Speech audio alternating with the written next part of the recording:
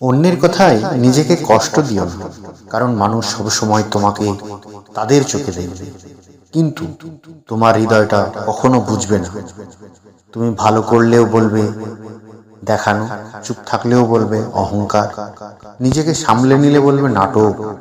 তাই তাদের কথায় ভেঙে পড়ার দরকার নেই। তুমি জানো তুমি কত কষ্টের ভিতর দিয়ে হেঁটেছ, কত রাত না ঘুমিয়ে নিজেকে শক্ত করেছ, সেটা তারা জানে না। তোমার হাসির আড়ালে যে কান্না লুকিয়ে আছে সেটা কেউ বোঝে না, বোঝার চেষ্টাও করে না। তাই নিজের শান্তিটা নিজের হাতে রাখো, মানুষের কথাই নয়, নিজের আত্মসম্মানে বাঁচো।